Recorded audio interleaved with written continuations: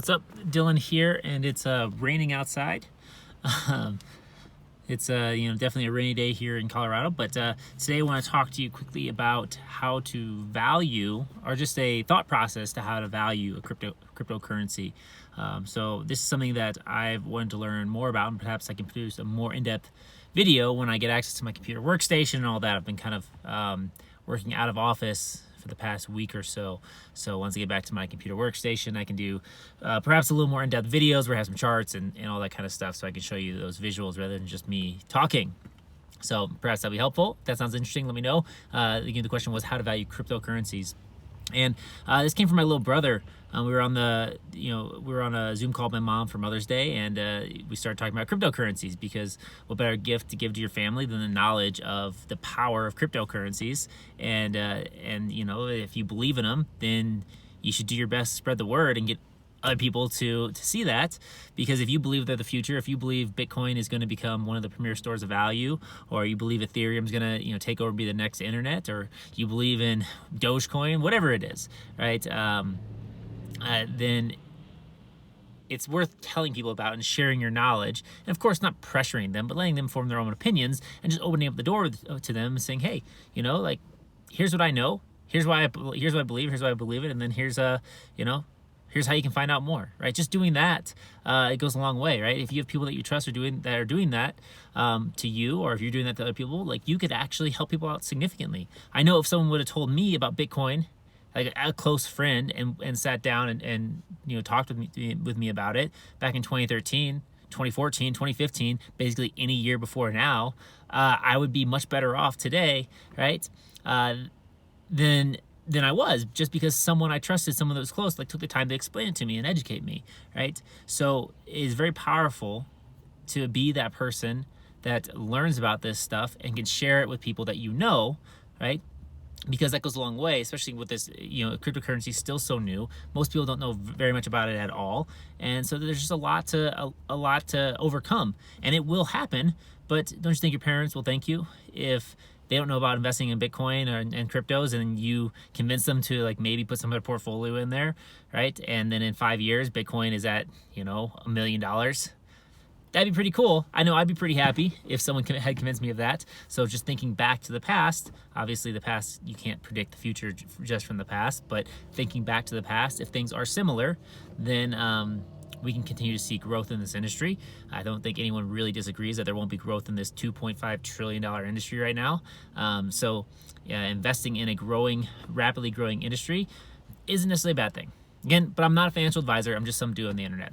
So back to how to value cryptocurrencies. So my brother was today, we were talking about cryptocurrencies yesterday on Mother's Day, and then today he's like, hey, what do you think about Stellar Lumens? And I think it's XLM is the ticker. And because he had gotten free Stellar Lumens for signing up to Coinbase, right? So Coinbase gives you free cryptos to sign up. I'm not sponsored by Coinbase. I might have an affiliate link in the link below. If you do click it, you get $10 worth of Bitcoin when you invest $100, and I get $10 worth of Bitcoin. If you don't go to that link, you can have your buddy, have your friends, and have them send you their link. So they get $10 and you get $10, right? Better to get $10 free, right? Just by signing up than anything else. I mean, Coinbase is going to be fine. They have transaction fees and all that stuff. These IPO, they're worth over $100 billion, something like that, something crazy. Anyways, he got the free Stellar Lumens because they have a few quizzes on there that ask you questions about cryptos, and when you answer them, they give you some, right? And he noticed, he's like, oh wow, my Stellar Lumens went up, right? And the same thing happened to me. Now, I'm not currently invested in them. Unfortunately, I got out of it, put my money elsewhere, right, in other coins, just because I didn't know, right? And Stellar Lumens have since went up. I think I got out, it was 45 cents, and now they're at 60 to 70 cents, right? So they've really done really well. And I don't know enough about the coin on the surface, right? So this is me telling you things you can look for, just like I tell my brother, without doing my research myself. So maybe I make a video doing the research, but not knowing anything about the coin on the surface, things that you can look for in the coin to see if it's a good investment or not. One, it's what do I want this investment to be for? Like, what's the reason for this investment, right? Is this a long-term investment or is it a short-term investment? Am I speculating on the price, or am I investing in this company because I believe in it, right? Am I buying this as an asset? As you know, cryptocurrencies are categorized by assets, are categorized as assets, so you do get taxed every time you sell them, and there's a difference between holding it over a year versus under a year, right? So that's important, just knowing that there are capital gains taxes if you sell your cryptos. So knowing that factors into the cost of investing and your investment strategy. A lot of people don't know that. So I think about that, right? What is my reason for investing in this, right? My reason for investing in Bitcoin is because I believe that Bitcoin has significant upside, right? It can capture a portion of a $100 trillion to $300 trillion market. So that's $300 trillion of potential market share that Bitcoin can capture. So that'd be the number two thing. So what's my purpose of investment is number one. Two is what type of upside does this coin have, right?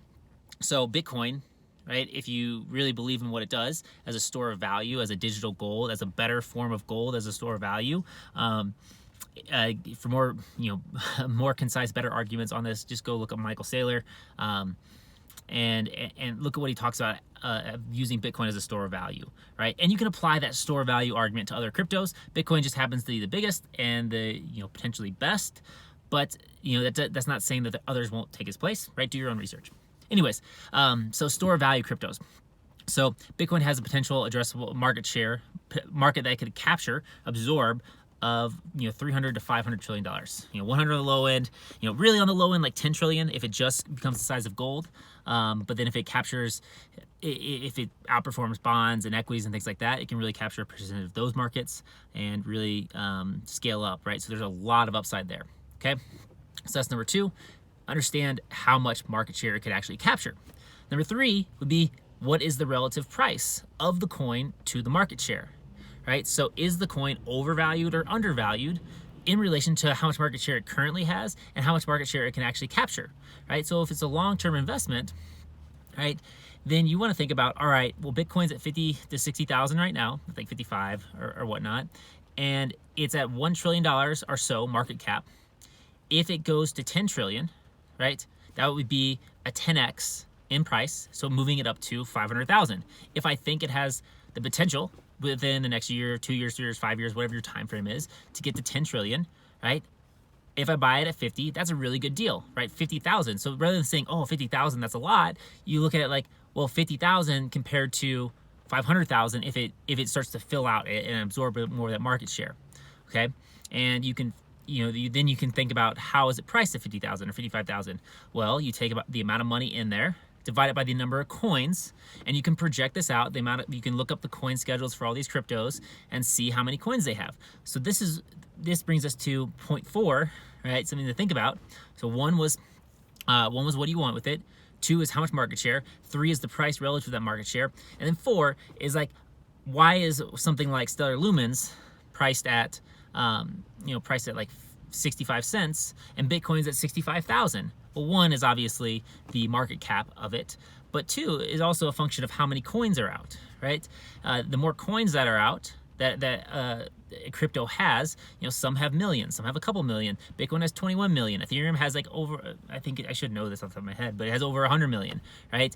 Dogecoin had 129 billion. So the more coins they have, the lower the price will be, because relative to the coin in general. So thinking about that, the price of the coins, and hold on one second, I'm getting people walking by.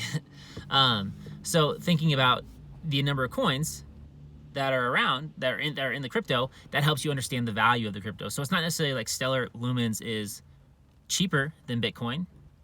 You can buy portions of Bitcoin, like fragments of it. You don't have to buy a whole Bitcoin, right? You can still put just $5 into Bitcoin, just like you could put $5 into Stellar Lumens. But you go back to the previous steps of thinking like, okay, how much market share could Stellar Lumens actually acquire, right? Could it be the next Bitcoin? And if in that case, you look at it and you're like, okay, well, it's, whatever since now, is it ever what would it take to be 60,000? Just perform the math on that calculation, right? Just do that and see, is that even possible? Probably not, because the amount of coins that are in circulation, right?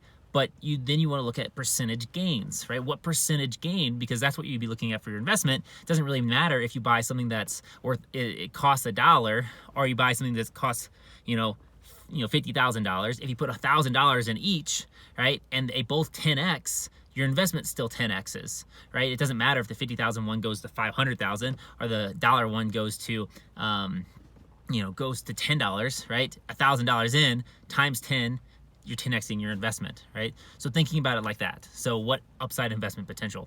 And then the last thing is just like, I guess I didn't even think about all the things ahead, but the last thing I'd say is go look at the company, right? Go do your research on the coin. Is it something you believe in? And this ties back in the first thing. Why are you investing in the first place? So does it tie into something you believe in? And is it something that you're going to be doing long-term, short-term, whatnot? And I probably repeated what would be for the first one. But that would be what I would say in any coin you're looking for, is to go through those things. Number one, why am I investing in this coin? What is my reason? Number two, how much market share potential does it have? And then you can do that, break it up by time frame, 1 week, 2 weeks, a month, 6 months, a year, 2 years, 5 years, 10 years, right? So you can look at it like that.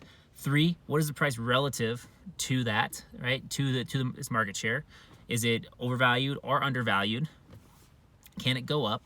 And then four was like how many coins that are involved in it, right? So you can understand the relative price versus thinking like, making a mistake thinking that, that Stellar Lumens is a better buy than Bitcoin. I'm not saying that's not. I'm not saying that it is. All I'm saying is that just because it's priced less doesn't necessarily mean it's a place you should put your money, right? Don't let that price psych you out. I know it happens, right? Look at things in terms of percentage gains and things like that. Like how much percent can this go up? How much percent has this fallen? Like if Bitcoin loses $1,000 worth of value, right? Sure, it seems like $1,000, but if you only have $1,000 in, $1,000 on what is it? $1,000 if it was $100,000 would be 1%. On $50,000 would be about 2% or so. So you'd only be losing 2% of your investment. So what is that on 1,000? 20, right? $20. So that kind of fluctuation, that's not that bad, right? And if my math or anything's wrong, just call me out in the comments. But anyways, that'd be kind of what I'd say. Anyone looking at cryptos is do that evaluation, and then maybe the last thing, maybe 5 should be, what other cryptos influence this crypto? Like what ecosystem is it in, right? Is it something involved with Ethereum? Is it something involved with Bitcoin? Is it something other than that, right? Is it involved in Cardano, Polkadot? What is its function for it? And that kind of falls into what kind of addressable market size it has. But there's a lot of competitors in the space that could go after the same market. So knowing if one's a leader or one's a follower, knowing which one's Coke or Pepsi, right? They're both in the soft drink industry, and all that.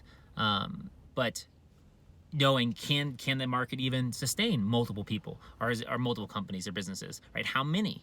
So just getting an idea for this, doing your research around that, looking at industries and then applying those things to this industry. Even though it's new, it can give you some guidance and guidelines to follow.